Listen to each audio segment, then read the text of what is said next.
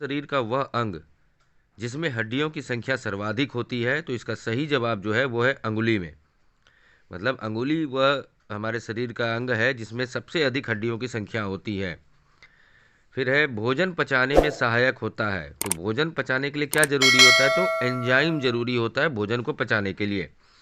उसके बाद का है एंजाइम की रचना होती है। मतलब एंजाइम जो है वो बनता किससे है, उसका जो फंडामेंटल तत्व है वो क्या है? तो अमीनो अम्ल है वह, जिससे कि एंजाइम का निर्माण होता है। मानव शरीर की सबसे बड़ी ग्रंथि क्या है? तो सबसे बड़ी ग्रंथि का नाम है यकृत। फिर आगे चलते हैं। तो अगला जो है वो है सूर्य उदय होते समय व डूबते समय लाल क्यों दिखाई देता है? तो ये प्रकीर्णन के कारण होता है। सूर्य की किरणों के वातावरण में प्रकीर्णन की वजह से सूर्य उदय एवं डूबते समय लाल दिखाई देता है। घरों में विद्युत संयंत्र जोड़े जाते हैं तो किस क्रम में जोड़े जाते हैं? तो समानांतर क्रम में जोड़े जाते हैं। अगला है लोहे में जंग लगना एक कैसी प्रक्रिया है?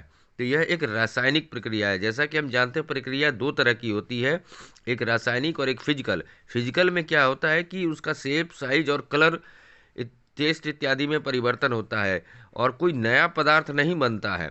लेकिन रासायनिक प्रक्रिया में एक बिल्कुल ही नया प्रोडक्ट बन जाता है और जिसे वापस फिर से पुराने प्रोडक्ट में आप नहीं बना सकते हैं। जैसे कि कागज़ को आपने जलाया तो कागज़ से दो तीन नया प्रोडक्ट बन रहा है, जैसे कि राख बन रहा है, फिर आपका धुआं बन रहा है। धुएं में क्या होता है? तो carbon dioxide, carbon monoxide basically होता है। तो बिल्कुल नया कागज़ क्या था? सेल्यूलोज का बना हुआ था। लेकिन ये सब तो कोई डिफरेंट चीज़ हो गया ना, तो इसलिए रासायनिक प्रक्रिया है। पश्चिम बंगाल में किस फसल का सर्वाधिक उत्पादन किया जाता है? तो पश्चिम बंगाल में धान का सर्वाधिक उत्पादन किया जाता है।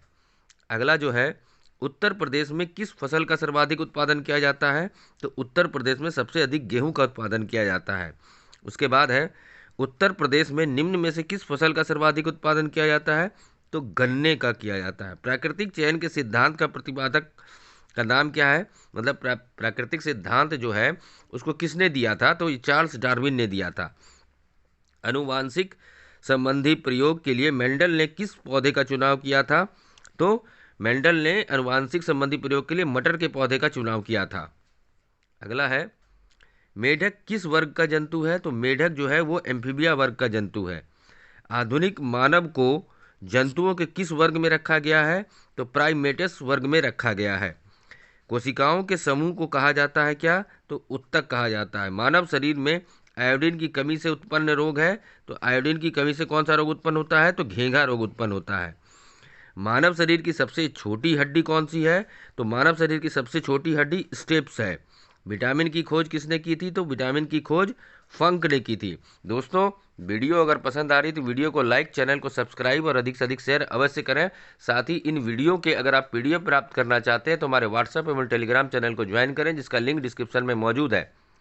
जीनोम चित्रण का संबंध है। तो जीनोम चित्रण का संबंध किससे है? तो मस्तिष्क के चित्रण से है।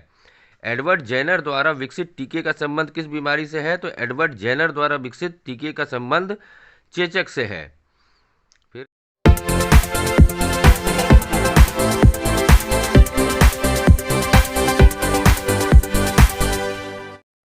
संयुक्त राज्य अमेरिका के प्रथम राष्ट्रपति कौन थे? तो संयुक्त राज्य अमेरिका के प्रथम राष्ट्रपति जॉर्ज वाशिंगटन थे। दूसरा जो प्रश्न है, प्रथम विश्व युद्ध कब शुरू हुआ था? तो प्रथम विश्व युद्ध 28 जुलाई 1914 में स्टार्ट हुआ था। और तीसरा प्रश्न है विश्व का सबसे बड़ा मरुस्थल कौन सा है? तो विश्व का सबसे बड़ा मरुस्थल सहारा मरुस्थल है। दोस्तों, इन वीडियो के अगर पीडीएफ आप प्राप्त करना चाहते हैं तो हमारे व्हाट्सएप एवं टेलीग्राम चैनल को ज्वाइन करें। लिंक हमारे डिस्क्रिप्शन में, वीडियो के डिस्क्रिप्शन में मौजूद है। आगे चलते हैं साथियों। ये सारे प्रश्न Bihar police, UP police, SSC GD, Delhi constable इत्यादि, एसएससी सीएचएसएल, एसएससी सीजीएल इत्यादि के लिए काफी महत्वपूर्ण होने वाले हैं, तो इसे अच्छी तरीके से तैयार करें। 4 नंबर का प्रश्न है क्षेत्रफल की दृष्टि से विश्व की सबसे बड़ी मीठी पानी की झील कौन सी है? और आपका जो सही जवाब है वो सुपीरियर झील है। मतलब क्षेत्रफल की दृष्टि से विश्व की सबसे बड़ी मीठे पानी की झील सुपीरियर झील है। 5 नंबर प्रश्न है आधुनिक भौतिकी का जनक किसे कहा जाता है? तो आंसर है आधुनिक भौतिकी का जनक अल्बर्ट आइंस्टीन को कहा जाता है। 7 नंबर का प्रश्न है आवर्त सारणी की खोज का श्रेय किसे दिया जाता है? तो आवर्त सारणी की खोज का श्रेय दिमित्री मेंडलीव को दिया जाता है। अगला प्रश्न है 7 नंबर, यूरोपीय संघ की मुद्रा क्या है? तो यूरोपीय संघ की मुद्रा जो है वो यूरो है। 8 नंबर है, किस देश को उगते सूरज का देश कहा जाता है? तो जापान को उगते सूरज का देश कहा जाता है। 9 नंबर का प्रश्न है, आधुनिक मनोविज्ञान का जनक कौन है? तो आधुनिक मनोविज्ञान का जनक सिगमंड फ्राइड है। और आज का जो अंतिम प्रश्न है वो इस प्रकार से है, भारतीय रिजर्व बैंक की स्थापना कब हुई थी? तो भारतीय रिजर्व बैंक की स्थापना 1 अप्रैल 1935 को हुई थी। दोस्तों वीडियो